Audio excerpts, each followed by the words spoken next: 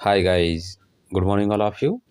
आज हम इस वीडियो में एक महत्वपूर्ण अपडेट लेकर के आए हैं और यह अपडेट उन अभ्यर्थियों के लिए है जो यूपीपीसीएल में TG2 की न्यू वैकेंसी का इंतज़ार कर रहे हैं कि न्यू वैकेंसी कब तक आएगी, या फिर वे अभ्यर्थी जिनका यूपीपीसीएल में TG2 की DB लिस्ट में नाम उनका है और वो DB के लिए शॉर्ट लिस्टेड किए गए हैं। तो आपको इस वीडियो में हम ये दोनों अपडेट देने वाले हैं और साथ ही साथ आपका ये कन्फ्यूजन होता है कि हम ट्रांसमिशन लें या डिस्ट्रीब्यूशन, इस बारे में भी हम आपको पूरी जानकारी देंगे। और जॉइनिंग अगर आपको अपने नज़दीक लेनी है तो वो कैसे मिलेगी, ये पूरी जानकारी आपको इस वीडियो में देने वाले हैं। चलते हैं, वीडियो शुरू करते हैं। और यदि आप चाहते हैं इस तरह के वीडियो का नोटिफिकेशन आपको मिलता रहे तो आप हमारे चैनल को सब्सक्राइब करके बेल आइकन दबा सकते हैं। सबसे पहले आप इस लेटर को ज़रूर देखिएगा। जो आप डॉक्यूमेंट वेरिफिकेशन करेंगे तो वहाँ पर आपको कुछ जानकारी आपसे भरवाई जाती हैं, लेकिन आपको जानकारी में नहीं रहता है। जैसे आपको अपने घर के नज़दीक जॉइनिंग लेनी है तो डॉक्यूमेंट वेरिफिकेशन में आपसे इस तरह से कोई प्रेफरेंस मांगता है कि जैसे पूर्वांचल और मध्यांचल, दक्षिणांचल, कैस्को और आपके जितने भी ये डिस्कॉम होते हैं यूपीपीसीएल, इन सब को आपको एक सीक्वेंस में यानी कि आपसे वरीयता क्रम में मांगते हैं। तो पहले आपको ये जानकारी होनी चाहिए कि आपके जो डिस्कॉम है उसमें जोन कितने हैं, कहाँ हैं और आपका कहाँ पड़ेगा। तो आप यहाँ देख सकते हैं कि जोन लिस्ट है, कुछ जोन नए बने हैं तो उसकी यहाँ जानकारी दी गई है। तो आप इसे एक बार देख लीजिए। उसके बाद आपको अपना डिस्कॉम प्रेफरेंस देते समय ये ध्यान रखना है कि सबसे पहले आप ये देखना कि आपको डिस्ट्रीब्यूशन लेना है या ट्रांसमिशन। जिन लोगों को आगे समय चाहिए कुछ पढ़ाई करने के लिए, कुछ और करने के लिए, तो वो ट्रांसमिशन ले लें और बाद बाकी वो अपना डिस्ट्रीब्यूशन ले सकते हैं। या फिर मान लो डिस्ट्रीब्यूशन में आप चाहते हैं मेहनत करना अधिक और विभाग के प्रति अच्छे से काम करना चाहते हैं तो डिस्ट्रीब्यूशन में जाके मेहनत कर सकते हैं अच्छे से। ट्रांसमिशन में ज़्यादा मेहनत का कार्य नहीं है। तो जो कैंडिडेट चाहते हैं कि मुझे ज़्यादा मेहनत नहीं करनी है तो वो ट्रांसमिशन ले सकते हैं। सैलरी दोनों में बराबर है, कोई अंतर नहीं है। लेकिन आपको ये ध्यान रखना है कि आपको घर के पास आना है तो सबसे पहले जो आपका लगता हो डिस्कॉम, जैसे पूर्वांचल के कैंडिडेट तो पूर्वांचल पहले नंबर पर रखें और दक्षिणांचल के दक्षिणांचल, मध्यांचल के मध्यांचल, कैस्को वाले। तो इस तरह से आप अपना डिस्कॉम प्रेफरेंस रख दें। डिस्ट्रीब्यूशन वालों को सबसे पहले अपना ही डिस्ट्रीब्यूशन का जो आपका डिस्कॉम लगता है उसे पहले रखते हैं।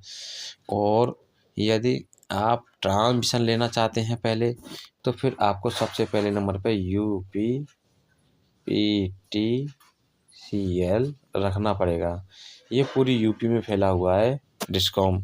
ये ट्रांसमिशन एक डिस्कॉम होता है जो पूरी यूपी में फैला हुआ है, जिसके जोन्स अलग अलग हैं। तो जब आपको अपने घर के पास आना है तो जब आपको डिस्कॉम अलॉट हो जाए तो आप लखनऊ शक्ति भवन जा कर के बात करके अपने गृह जोन को ले सकते हैं। गृह जोन से फिर आप अपने जनपद तक आ जाएंगे। तो ये थी आपको अपने घर के पास जॉइनिंग लेनी है तो उसके लिए आपको क्या करना है, आपको अपने डिस्कॉम प्रेफरेंस देते समय ध्यान रखना है। ट्रांसमिशन लेना है तो यूपीपीसीएल पहले लिखना पड़ेगा आपको। और यदि आप डिस्ट्रीब्यूशन लेना चाहते हैं तो इसे दूसरे नंबर पर रख देना। अगर घर के पास लेना चाहते हैं पहले नंबर पर अपने डिस्कॉम को रखना जिस आप डिस्कॉम के हैं। अब चलते हैं नेक्स्ट अगली अपडेट की ओर। आप यहाँ देख पाएंगे कि डॉक्यूमेंट वेरिफिकेशन के लिए जो डॉक्यूमेंट तैयार करने हैं वे अभ्यर्थी जिनका DB में नाम है, रोल नंबर है, तो सबसे पहले यहाँ दिया गया है ऑनलाइन आवेदन पत्र का प्रिंट आउट या CBT परीक्षा हेतु निर्गत प्रवेश पत्र की छाया प्रति। दोनों में से कोई भी एक चीज़ आपके पास हो तो उसे ले सकते हैं। अगर आपके पास ये नहीं भी है तो आपको परेशान होने की आवश्यकता नहीं है, वहाँ पे मिल जाएगा। लेकिन फिर भी आपके पास है तो आप लगा के ले जाइए। और यहाँ हाई स्कूल का अंक पत्र और प्रमाण पत्र और ITI ट्रेड का अंक पत्र एवं प्रमाण पत्र।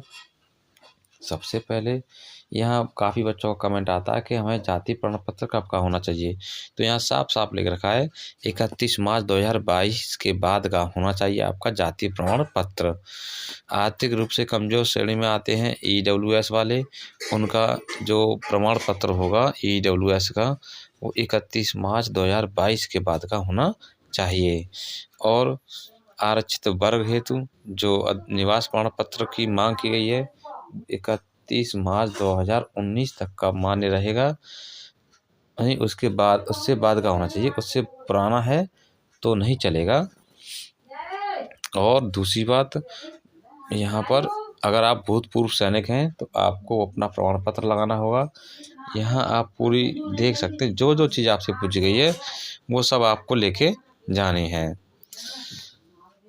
और इसके बाद 2 पासपोर्ट साइज के कलर फ़ोटो होने चाहिए आपके पास।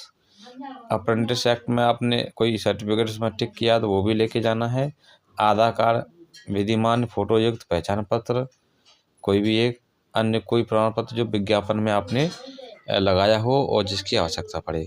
तो इनके सबके आपको ओरिजिनल और एक फ़ोटो कॉपी जिस पे आप अपने स्वप्रमाणित कर लीजिए, उसके बाद ले जाएंगे।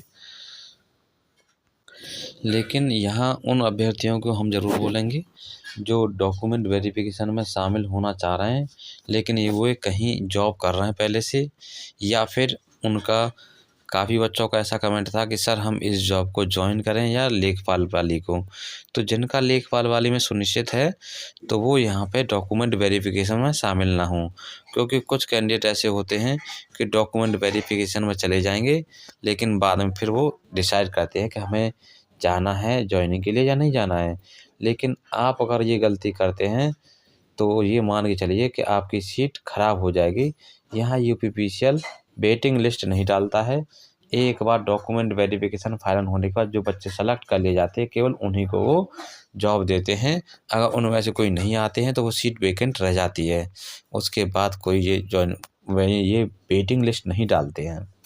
तो इसलिए मैं ये कहना चाह रहा हूँ यदि आप कहीं जॉब कर रहे हैं या कोई दूसरी जगह आपका सुनिश्चित है आप वहाँ जॉब करना चाह रहे हैं तो DB को स्किप कर दीजिए, जिससे कि किसी अन्य परिवार के एक बच्चे का एक जो वो है परिवार वो खुश हो जाएगा, उसको एक जॉब मिल जाएगी जो बाउंड्री लेवल पे होगा।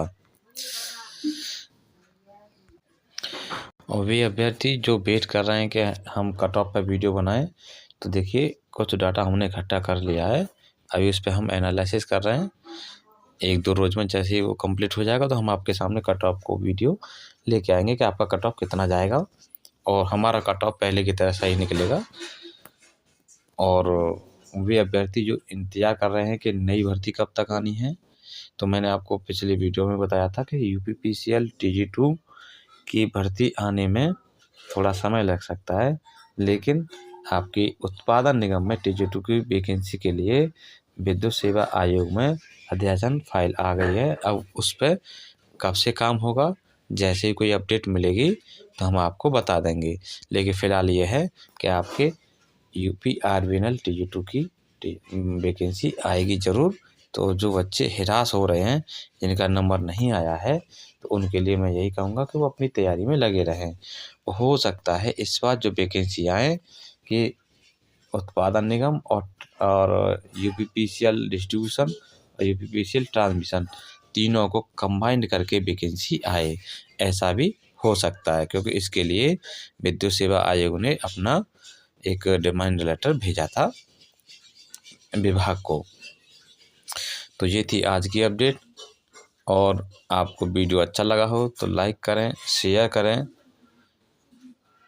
और आपने हमारे चैनल को सब्सक्राइब नहीं किया है तो आप हमारे चैनल को सब्सक्राइब करके बेल आइकन दबा सकते हैं, जिससे कि आने वाली वीडियो का नोटिफिकेशन आपको मिलता रहे। मिलते हैं नेक्स्ट वीडियो में।